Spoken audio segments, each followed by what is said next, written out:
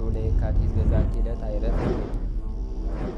ቅዱስ ኤፍሬም መታሰቢያው ነው። በረከቱ በዚችም ዕለት የጴጥሮስና የሶፊያ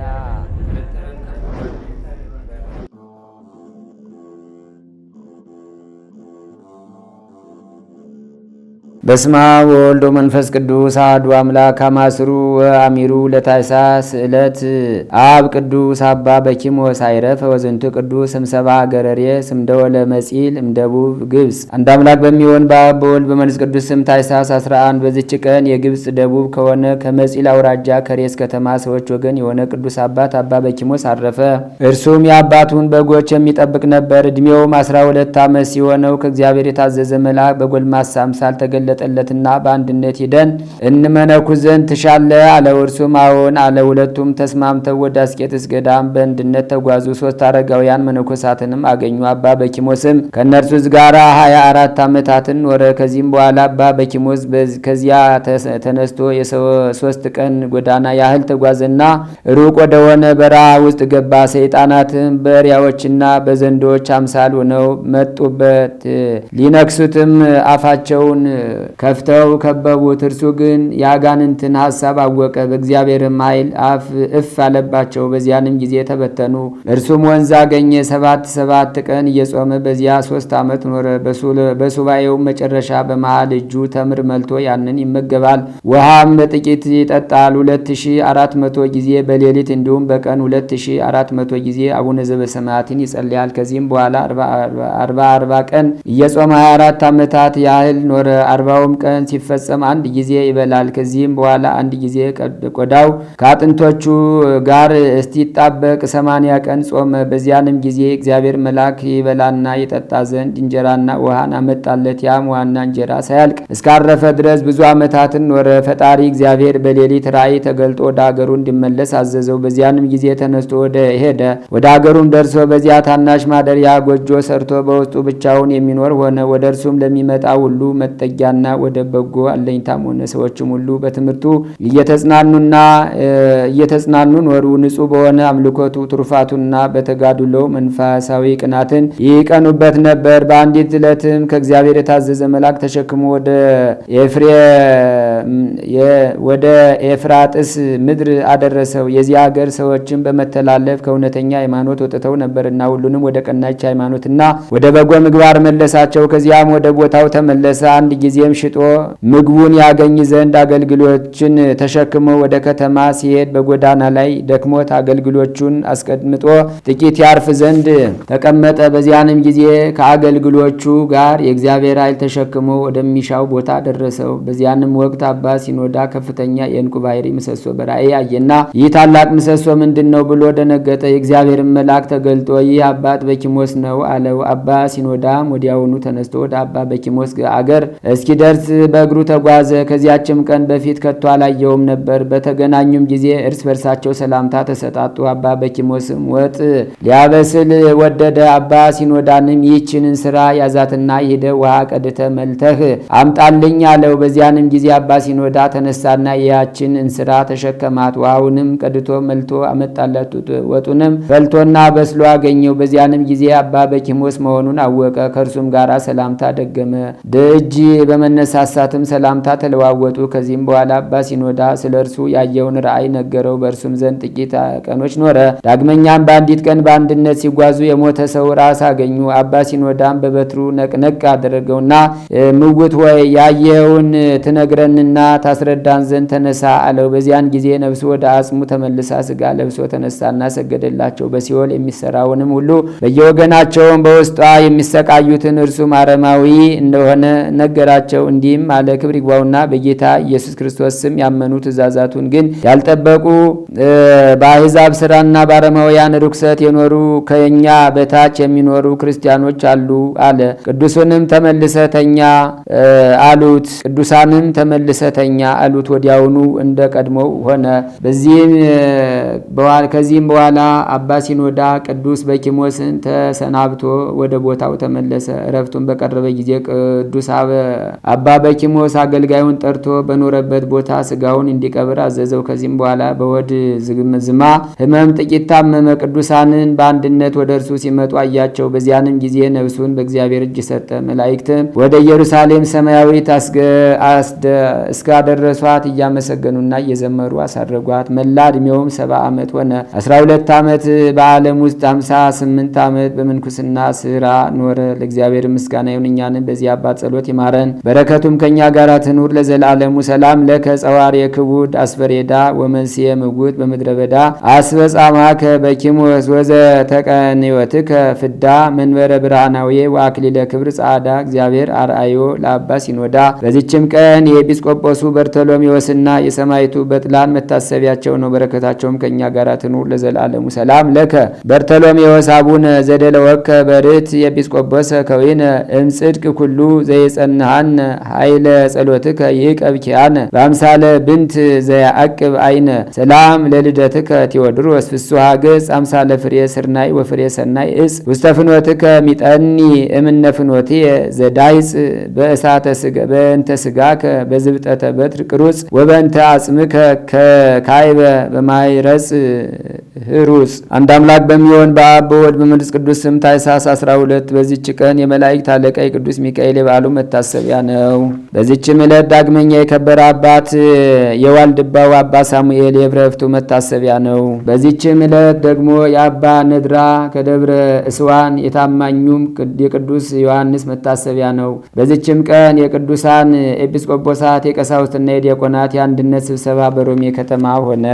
በዚችም ዕለት በካዲው ዲዮቅልጥያኖስ ዘመን ቅዱሳን አንቂጦስና ፎጢኖስ በሰማዕትነት አረፉ። በዚችም ዕለት የቅዱሳን የሰማዕት አውሲስና የእንጦኒዮስ የሮሜው የአባ መሐር መታሰቢያቸው ነው። በረከታቸውም ትድረሰል እግዚአብሔር ምስጋና ይሁን አሜን። ዛቅረብኩ ማይሌታ ዘኪርያ ይላፈም እንደተጸምዱ ከዘልፈ ለላ ነብብ ተወከብ ዘንዴቴ መጽሐፈን ተረሰይ ከግዚኦ ጸሪቀ መበለት ሁኩፈም ለአቡ ብውላን ዘተርፈ ነቢያት ቅዱሳን ሐዋርያት ሰባክያን ሰማዕት ወጻድቃን ወመላእክት ትጉሃን ደናግል አዲ ወመነኮሳት ሄራን ባርኩ ጉባኤ ዛቲ መካን እስከ አረጋዊ ሊቆኑ ስጻል ዘጻሐፎ በክርታስ ወለዛ ጻፎን ዘይደርስ ወለዛ አንበቦ ወለዘ ተርጎመ በልሳን አዲስ ወለዘ ሰማ ቃሎ በዝነ መንፈስ በጸሎተሙ ማርያም አራቂተ ኩሉም ባይ ስቡረ ይማረነ ኢየሱስ ክርስቶስ ምር ዘገብረ እግዚእነ አምላክ ነው መድኃኒነ ኢየሱስ ክርስቶስ ሳሉ ወምህረቱ ያሉ ምስለ ኩልና ህዝበ ክርስቲያን ለዓለም ዓለም አሜን። ይቅርታው ቸርነቱ ለዘላለም በእውነት ለሁላችን ደረግልና ጌታችንና አምላካችን መድኃኒታችን ኢየሱስ ክርስቶስ ያደረገው ተአምር ይህ ነው። በዚያን ዘመን የእግዚአብሔር ጸጋ ሳይሰጠው በፊት የእግዚአብሔር ቸርነትን እየለመነ ከመላእክት የዜማ ድምፅን ሰምቶ በጣዕመ ዝማሬው ኢትዮጵያን የዜማ ባለቤት ያደረጋት ያሬድ የሚባል ካህን ነበረ። ይህ ያሬድ በግብረ ክህነት እያገለገለ ሳለ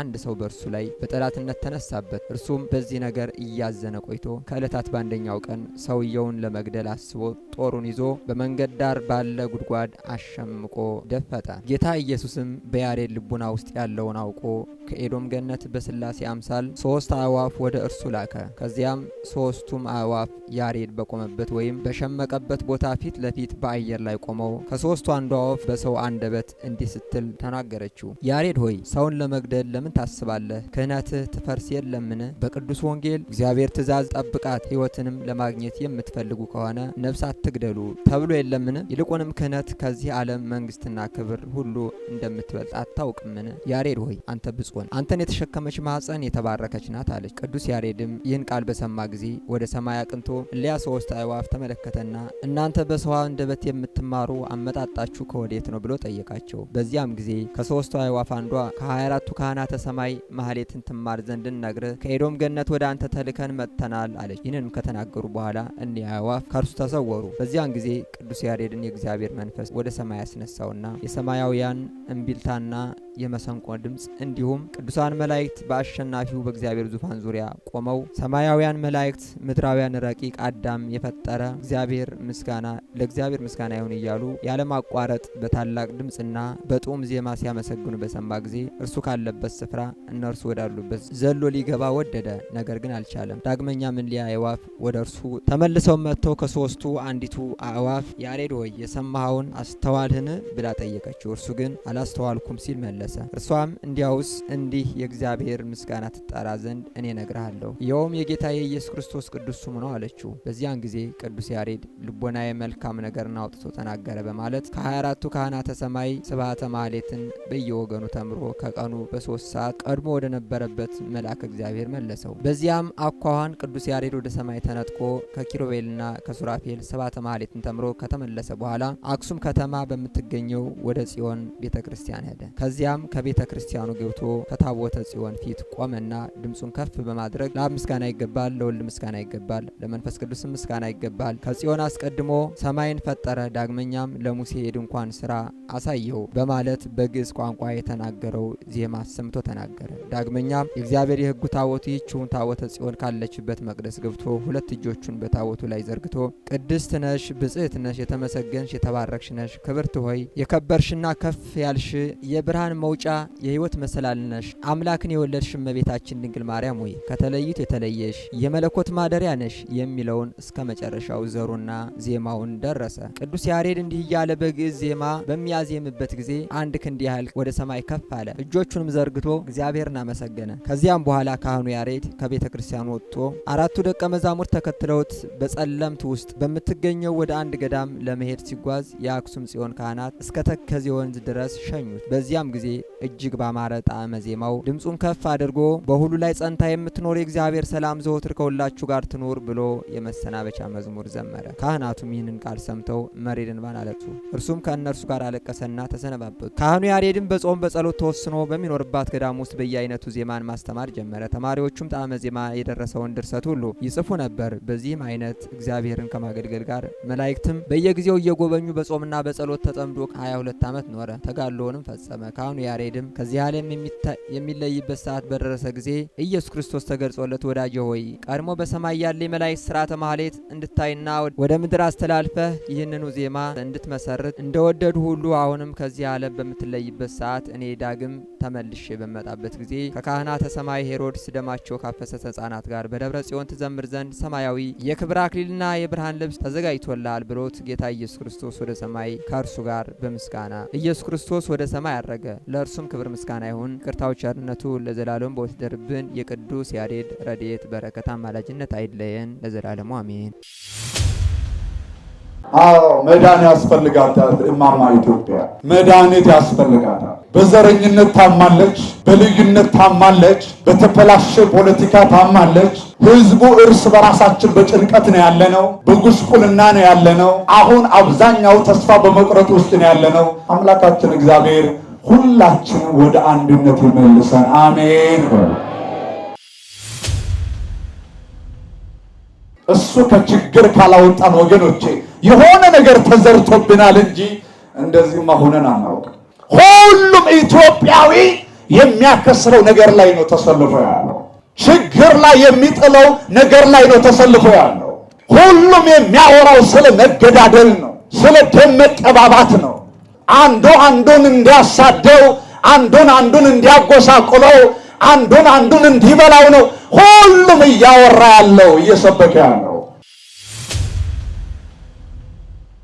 ወገኖቼ ዛሬ እኮ ትውልዱ እርስ በራሱ እየተብላላ ያለው እየተነካከሰ ያለው አንዱን አንዱን እያጠፋ ያለ አንዱን አንዱን እያሳደደ ያለው እኮ ችግሬ ይቀልልኛል ብሎ እኮ ነው። ልዩ ልዩ መከራ ሲገጥመን ብዙ አማራጮችን እንወስዳለን። የምንወስዳቸው አማራጮች ናቸው ብለን ለችግሮቻችን ታውቃላችሁ። ጠንቋይ ቤት የምንሄድ ሰዎች አለን። ጨሌ ወደ ያዙ ሰዎች የምንመላለስ ሰዎች አለን። ዛፍ ስር እየተንከባለሉ ወደሚያድሩ ሰዎች የምንሄዳለን። እሱ ብቻ አይደለም፣ ወደ ናይት ክለብ ሂደንም ገንዘባችን እያፈሰስን እየጠጣን እየተንከባለልን በየሆቴሉ የምናድር ሰዎች አለን ከችግር ለመውጣት። እኔ ምንም አልጠቅምም አትበሉ። ለእግዚአብሔር የማይጠቅም ሰው የለም። ሁሉም የሞተለት ነው። ሁሉ ዋጋ የከፈለለት ሰው ነው ያለው።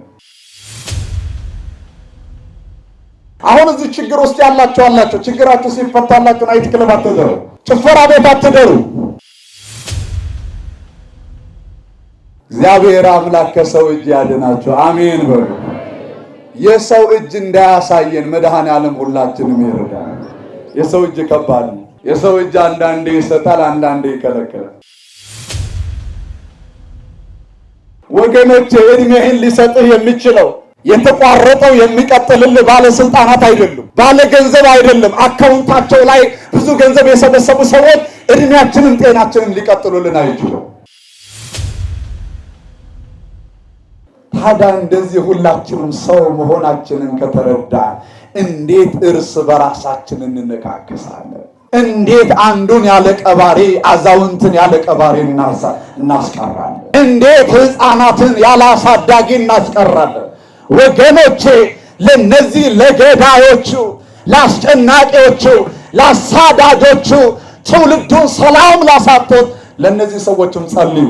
እየሰማችሁኝ ነው? ጸልዩላቸው። ሁላችንም በስመ አብ ወወልድ ወመንፈስ ቅዱስ አሐዱ አምላክ አሜን። የጻድቅ ሰው ጸሎት ይላል። እስኪ በሉ የጻድቅ ሰው ጸሎት። ግድ የላችሁም አፋችሁ አይያዝ። የጻድቅ ሰው ጸሎት ነው። ስለ ቃሉ በድጋሜ የአምላካችን የፈጣሪያችን የመጋቢያችን እግዚአብሔር ስሙ የተመሰገነ ይሁን። ታሪኩ እንዲህ ብሎ ነው የሚጀምርልን። ቅዱስ ያዕቆብ ነው የሚናገረው። ከእናንተ መከራን የሚቀበል ማንም ቢኖር እርሱ ይጸልይ፣ ደስ የሚለውም ማንም ቢኖር እርሱ ይዘምር ብሎ ይጀምራል። ወገኖቼ ሁላችሁ በማስተዋል ሆናችሁ አድምጡ። ቅዱስ ያዕቆብ በጊዜው ለነበሩ በኋላም ደግሞ ለሚመጡ ለክርስቲያኖች በአጠቃላይ አስተማሪ የሆነ ሕይወታቸውን ሊመራበት የሚችለውን ሕያው የሆነውን አስፈላጊ የሆነውን የእግዚአብሔርን ሐሳብ መለኮታዊ ሐሳብ ለሰዎች በሁለት መንገድ ከፍሎ ያስተምራል። እንዲህ ማንም ሰው በመከራ ያለ ሰው፣ ማንም ሰው በስቃይ ያለ ሰው፣ ማንም ሰው በችግር ውስጥ ያለ ሰው እንዲህ ያድርግ ይጸልይ አለ። ደግሞም ከመከራ የወጣ ከችግር የወጣ አንገት ከማቀርቀር ደግሞ ቀና ያለ ችግሮቹ ተፈተውለት በደስታ ያለ እፎይ በማለት በማረፍ ውስጥ ያለ ደግሞ እርሱ ይዘምር አለ። እርሱ ምን ይበል? ይዘምር። ወገኖቼ ከዚህ ውጭ ለሰው ልጆች አልተፈቀደም። ለኛ የተፈቀደው ይሄ ነው። ሌላ አልተፈቀደም። ታስታውሱ እንደሆነ ወገኖቼ ልዩ ልዩ መከራ ሲገጥመን ብዙ አማራጮችን እንወስዳለን። የምንወስዳቸው አማራጮች ናቸው ብለን ለችግሮቻችን ታውቃላችሁ። ጠንቋይ ቤት የምንሄድ ሰዎች አለን። ጨሌ ወደ ያዙ ሰዎች የምንመላለስ ሰዎች አለን። ዛፍ ስር እየተንከባለሉ ወደሚያድሩ ሰዎች የምንሄዳለን። እሱ ብቻ አይደለም፣ ወደ ናይት ክለብ ሂደንም ገንዘባችን እያፈሰስን እየጠጣን እየተንከባለልን በየሆቴሉ የምናደር ሰዎች አለን። ከችግር ለመውጣት ሰው እንዴት መከራ ውስጥ ወድቆ ሌላ ተጨማሪ መከራ እንዴት ይፈልጋል? ወገኖች እሱ አይደለም፣ ብዙ አማራጮች ናቸው የምንወስዳቸው፣ ዛሬ ተርከን የማንጨርሰው። ወገኖቼ ዛሬ እኮ ትውልዱ እርስ በራሱ እየተብላላ ያለው እየተነካከሰ ያለው አንዱን እያጠፋ ያለ አንዱን እያሳደደ ያለው እኮ ችግሬ ይቀልልኛል ብሎ እኮ ነው። ሰውን አጥፍቶ እንዴት ችግሩ ይቀልላል? ሰውን አሰቃይቶ እንዴት ከችግሩ ይገላገላል? ወገን ቅዱስ ያዕቆብ ግን እያለ ያለው ማንም ሰው በመከራ ቢሆን አለ ምን ይበል ነው? ይጸልይ። እስኪ ቃሉ በሉ ምን ይበል ነው? ይጸልይ። ወገኖቼ የሚጸለየው ደግሞ ወደ ማንም አይደለም።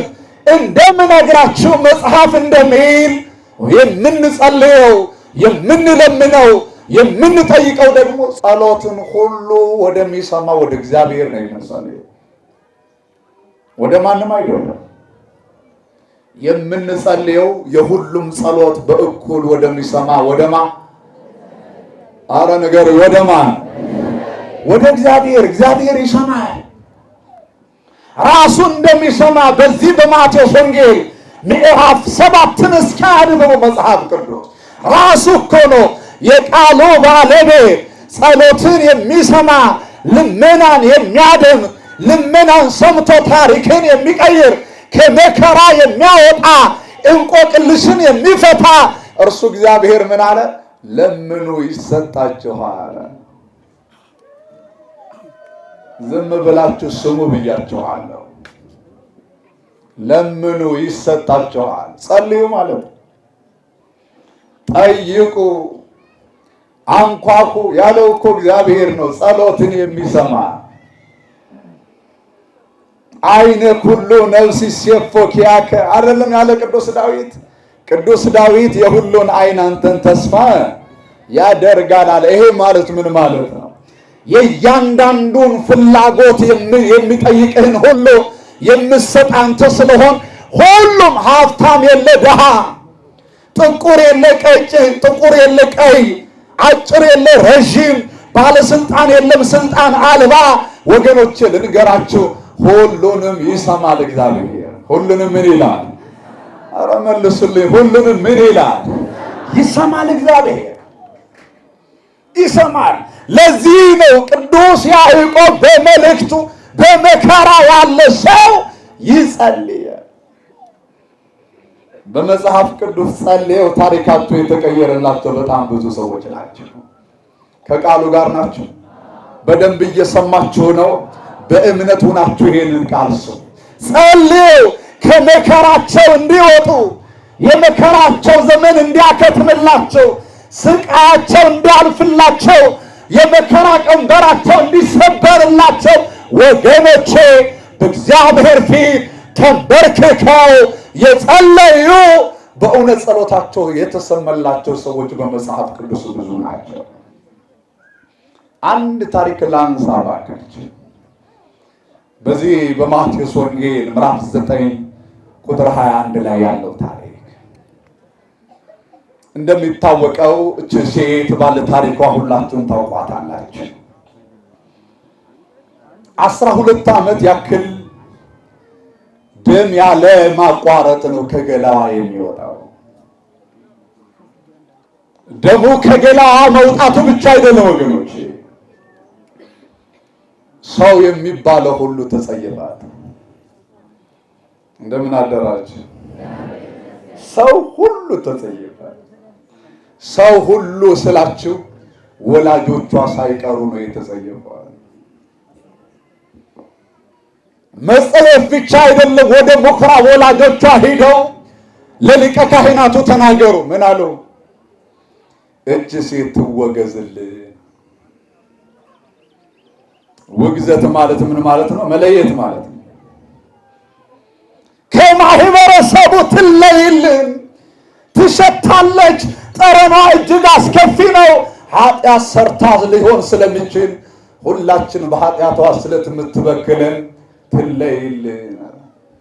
አይ ሰው እናንተ እንደ ሰው ቢሆን ኑሮ ቆመን መሄድ እንችል ነበር። እንደምን አደራችሁ? እንደ ሰው ቢሆን ኑሮ እያንዳንዳችን ቆመን እንኖር ነበር። እንደማን ነው ግን ያለ ነው? መስክሩ፣ ግድ የላችሁም። እንደማን ነው ያለ ነው? እንደ እግዚአብሔር ነው።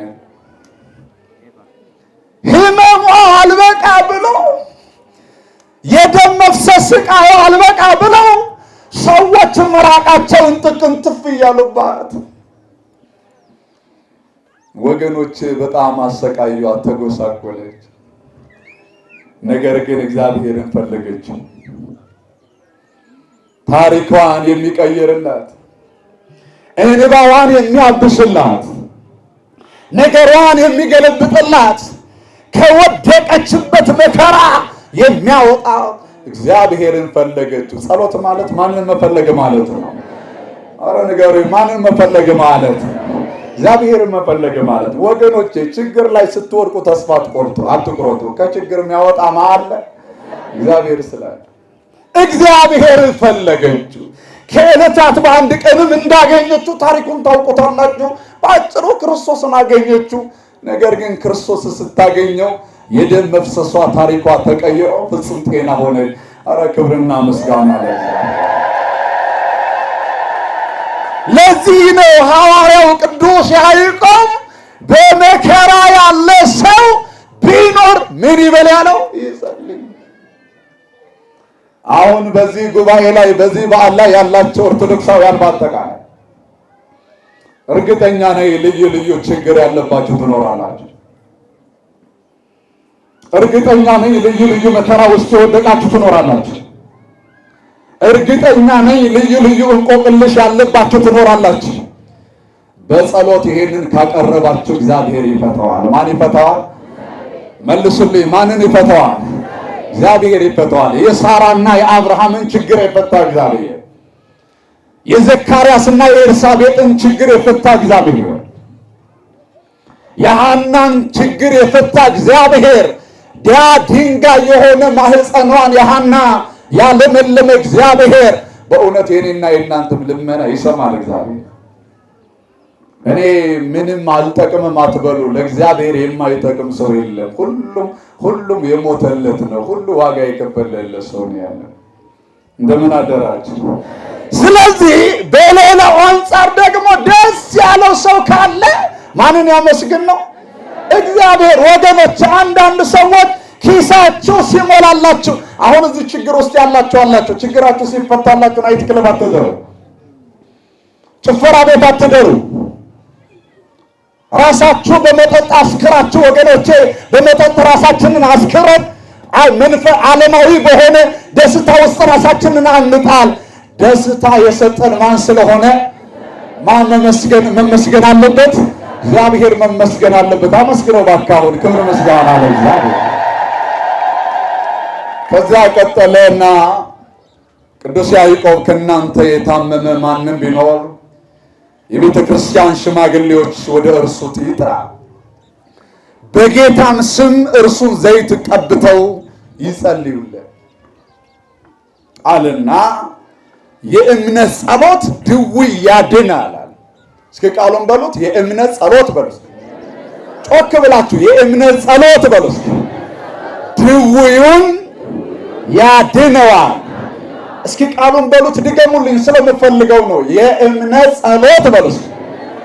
ድውዩን ያድነዋል። የምን ጸሎት ነው? የእምነት ጸሎት ነው ወገኖቼ፣ ድውዩን የሚያድነው። አሁን እዚህ ላይ ያለው በዓሉ ላይ ያለው የሚከናወነው የእምነት ጸሎት ነው። ዝማሬ፣ ወረቡ፣ ማህሌቱ፣ ሰዓታቱ፣ ቅኔው፣ እዚህ በዓሉ ታቦታቱን አውጥተን የምናደርገው ጸሎት ሁሉ የምን ጸሎት ነው? የእምነት ጸሎት ይባላል። ይሄ የእምነት ጸሎት ደግሞ ምን ይለናል? ያድነናል። እስኪ ያድነናል ምትሉ የታላችሁ? ያድነናል ምትሉ ቆዩ፣ እልል በሉ አላልኩም። እኔን ተከታተሉ። የምን ጸሎት ነው? ንገሩ። የምን ጸሎት? ምን ያደርገናል? ያድነናል አይደለ? አመስግኑት እግዚአብሔር። ክብር ምስጋና ለእግዚአብሔር። ከዚያን ቀጠለና የእምነት ጸሎት ካለ በኋላ እርስ በራሳችሁ በኃጢአታችሁ ተናዘዙ ትፈወሱም ዘንድ እያንዳንዱ ስለ ሌላው ይጸልይ። የጻድቅ ሰው ጸሎት የጻድቅ ሰው ጸሎት በሥራዋ እጅግ ኃይልን ታደርጋለች። የጻድቅ ሰው ጸሎት የጻድቅ ሰው ጸሎት ተመልከቱ። ሶስት ነገሮች ናቸው። ጻድቅ አለ፣ ጸሎት አለ፣ ሰው አለ። ወይም ሰው አለ፣ ጻድቅ አለ፣ ከዛን በኋላ ደግሞ ጸሎት አለ።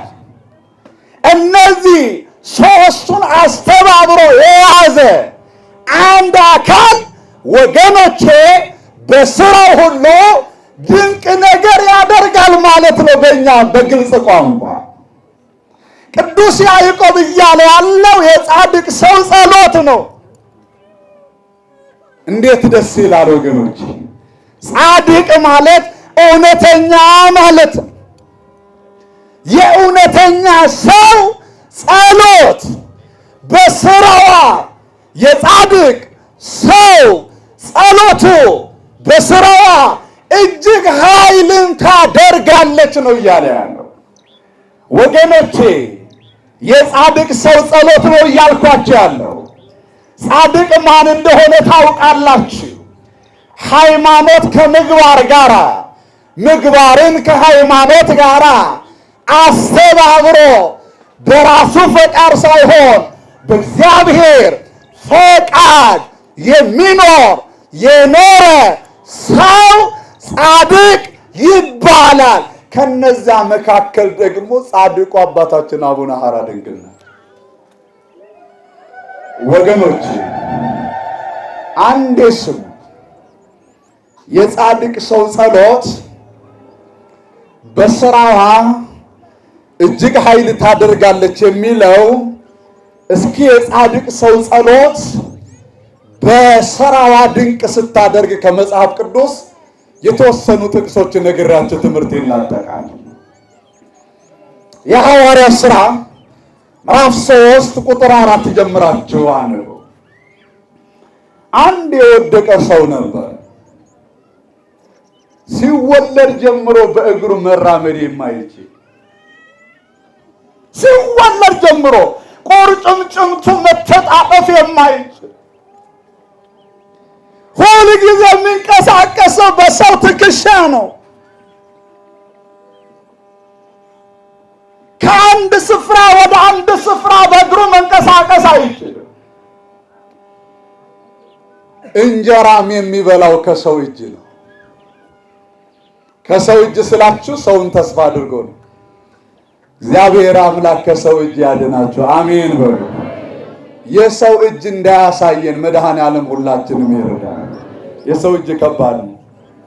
የሰው እጅ አንዳንዴ ይሰጣል፣ አንዳንዴ ይከለከላል። ሁል ጊዜ የሚሰጥ የማን እጅ ብቻ ነው? መልሱልኝ በማርያም የማ ብቻ? የእግዚአብሔር ብቻ። ሁል ጊዜ ደጅ ጠንታችሁት፣ ሁል ጊዜ ጠይቃችሁት፣ ሁል ጊዜ ለምናችሁት የሚሰጥ እግዚአብሔር ብቻ። ይህ ምስኪን ሰው ግን በየቀኑ አምጥተው እናንተ እንዳላችኋት እንደ ቤተ ክርስቲያን የሰሎሞን መመላለሻ የሚባል ስፍራ ላይ ጥሩ ወደዚያ መቅደስ የሚመጡ ሰዎች ሁሉ ሳንቲም ይሰጡታል። እላቂ ጨርቅ ሰጥተውት ይሄዳሉ። ሰዎች መስጠት የሚችሉት ብርና ጨርቅ ብቻ ነው። ጤና መስጠት አይችሉም። እድሜ መስጠት አይችሉም። ወገኖቼ እድሜህን ሊሰጥህ የሚችለው የተቋረጠው የሚቀጥልልህ ባለስልጣናት አይደሉም፣ ባለ ገንዘብ አይደለም። አካውንታቸው ላይ ብዙ ገንዘብ የሰበሰቡ ሰዎች እድሜያችንን ጤናችንን ሊቀጥሉልን አይችሉም። እግዚአብሔር ነው የተቆረጠው መቀጠል የሚችለው። እሱ ነው መቀጠል የሚችለው ወገኖች። ለዚህ ሰው የዕለት ጉርሱን ልብሱን እየጣሉለት ይሄዳሉ። ምክንያቱ ከዕለታት በአንድ ቀን ግን ጻድቅ ሰው ወደሱ መጣለት። ዋናው ቃል ነው የፈለጉት። ጻድቅ ሰው እየሰማችሁ ነው አይደለ? አረ እየሰማችሁ ነው። ጻድቅ ሰው መጣ። ቅዱስ ጴጥሮስና ቅዱስ ዮሐንስ የሚባሉ እውነተኞች የክርስቶስ ሐዋርያት የሆኑ ጻድቅ ማለት እውነተኛ ማለት ነው አይደል? ስለዚህ እውነተኞች ከሚባሉት ሁለቱም ሐዋርያት ወደዚህ መቅደስ ገቡ። ለመናቸው። የለመናቸው ጨርቅና ሳንቲም። ወገኖች እንደምን ዋላችሁ? አሁን እንደው እግዚአብሔርን ጨርቅና ብር ትፈልጋለህ ትለምኑታላችሁ? እንዳትሳሳቱ። ትልቅ ነገር ጠይቁት። እንደምን አደራችሁ? ትልቅ ነገር እንጠይቁ። ትንሽ ነገር እንዳትጠይቁ። የምንስገበገብበት ይሄ ብር የሚባለው እኮ አብሮን አይቀበርም። ዛሬ ሊያውለን ይችላል እንጂ ነገን እኮ አያሰጠንም። ይሄ ትንሽ ነገር እንዳትጠይቁት። መጀመሪያ እግዚአብሔር ሆይ እድሜ ስጠኝ በሉት። እግዚአብሔር ሆይ መንግስትን ስጠኝ በሉት። የሰማችሁ ነው አይደለ? አዎ ይሄን ብርና ወርቅ ሲለምናቸው ቅዱስ ጴጥሮስ ምን አለው? ብርና ወርቅ የለንም፣ ያለንን ግን እንሰጥሃለን። በናዝሬቱ በኢየሱስ ክርስቶስ ስም ተነስና ተመላለስ። ይሄ ሰው ተነስቶ አያውቅም፣ ተመላልሶም አያውቅም። ሁል ጊዜ በሰዎች ትከሻ ነው የሚንቀሳቀሰው። ከዛሬ ጀምሮ ግን እልሃለሁ በእግርህም ቁም በእግርህም ተመላለስ አለው ቅዱስ ጴጥሮስ። እርሱም ብድግ ብሎ ቆመ፣ ቁርጭምጭምቶቹም ጸኑ፣ ዘለለን፣ ከነሱ ጋራም በእግሩ ወደ መቅደሱ ገባ ይላል። አሁን እንድትነግሩኝ የምፈልገው የጻድቅ ሰው በሏ የጻድቅ ጸሎት በስራ ምን ታደርጋለች? ድንቅ ነገር ታደርጋለች። ወገኖቼ ይሄ ድንቅ ነገር አይደለም? 40 ዓመት ከወደቀበት በእግሩ ከእናቱ ማህፀን ሲወጣ ጀምሮ በእግሩ መሄድ የማይችለውን ሰው በእግሩ እንዲቆም እንዲረማመድ ከማድረግ በላይ ምን ድንቅ ነገር አለው? አሁን እግራችሁ የተያያዘባቸው ሰዎች ብትኖሩ አቡነ ሐራ እግሮቻችሁ ቢፈቱላችሁ አሁን የአቡነ ሐራን ውለታ ትረሳላችሁ? ታዲያ ከዚህ በላይ ምን ድንቅ ነገር አለው? ቅዱስ ያዕቆብ እኮ የእውነት ምስጢር ተገልጦለት እኮ የጻድቅ ሰው ጸሎት በስራዋ ድንቅ ናት። አሁን የጻድቅ ሰው ጸሎት በስራዋ ድንቅ ባይሆን ኖሮ ሱቃችን ዘግተን እዚህ እንሰባሰብ ነበር። ስራችን ትተን እዚህ ፀሐይ ላይ እንቃጠል ነበር። እኔ እንኳን ለተወሰነች ደቂቃ እዚች ለቆምኳት እንዴት እያቃጠለኝ እንደሆነ አይደል ወገኖች። በስራዋ እጅግ ታሪክ የምሰራ የጻድቅ ሰው ጸሎት ነው እዚህ የሰበሰበን። ኧረ ክብርና ምስጋና ለአምላካችን ይሁን። ከቅዱሳን ረድኤት በረከት ያሳትፈን። የአባቶቻችን የቅዱሳን በረከታቸው ትርዳን፣ ትጠብቀን። በስራችን ሁሉ የእግዚአብሔር ቸርነት አይለየን። ሀገራችንን በጽኑ ሰላም ይጠብቅልን፣ ህዝቡን ከህዝብ ያስማማልን። በዓለም የተበተኑትን ህዝበ ክርስቲያን ወገኖቻችን በቸርነት ጠብቅልን። አቡነ ዘበሰማያት ይትቀደስ ስምከ ትምጻእ መንግሥትከ ወይኩን ፈቃድከ በከመ በሰማይ ከማሁ በምድር ሲሳየነ ዘለለ ዕለትነ ሀበነ ዮም ህድግ ለነ አበሳነ ወጌጋየነ ከመ ንሕነኒ ንህድግ ለዛ አበሰለነ የታበአነ እግዚኦ ውስተ መንሱት አላ ድነን ነው ባልሃንም ኩሉ እኩይ እስመዚአከ ይእቲ መንግሥት ኃይል ወስብሐት ለዓለመ ዓለም በሰላመ ቅዱስ ገብርኤል መልአክ ወእግዝእቴ ማርያም ሰላም ለኪ ድንግል በህሊናኪ ወድንግል በስጋኪ እመ እግዚአብሔር ጸባኦት ሰላም ለኪ ብሩክት አንቲ እምአንስት ወብሩክ ፍሬ ከርስኪ ተፈሥሒ ፍሥሕት ወምልዕተ ጸጋ እግዚአብሔር ምስሌኪ ሰአሊ በጸልይ ምህረታ በፍቅር ወልኪ ኢየሱስ ክርስቶስ ከመ ይስራይ ለነ ኃጣውኢነ ተማሂፀነ ብኪ ኦ እግዚእ ኢየሱስ ክርስቶስ ሰራይ ኃጢአት ስራይ ኃጢአቴ ወኃጢአተ ኩሉ ህዝብ ከማይሰራ ኃጢአት እግዚአብሔር ይፍታ። ንቁ ሚዲያ ለተመልካቾቹ ከሚያደርሳቸው ዕለታዊ ሳምንታዊና ወርሃዊ ዝግጅቶች መካከል የየዕለቱን ስንክሳር ወርሃዊና ዓመታዊ የቅዱሳን ገላትና ድርሳናትን በኢትዮ ማህበር የዩቲዩብ ቻናል ያቀርባል። የየዕለቱን ስንክሳር ባሉበት ሆነው በማድመጥ እንዲሁም ወርሃዊና ዓመታዊ የቅዱሳንን ዜና ህይወታቸውን በማድመጥ ከቅዱሳኑ በረከትና ረድኤት እንዲያገኙ ንቁ ሚዲያ የሁል ጊዜ ምኞቱ ነው። በየዕለቱ የሚለቀቁ ዜና ቅዱሳንን ላይክ፣ ሼር እና ሰብስክራይብ በማድረግ አገልግሎቱን ይደግፉ። ንቁ ሚዲያ ርቱ የቤተ ክርስቲያን ልሳን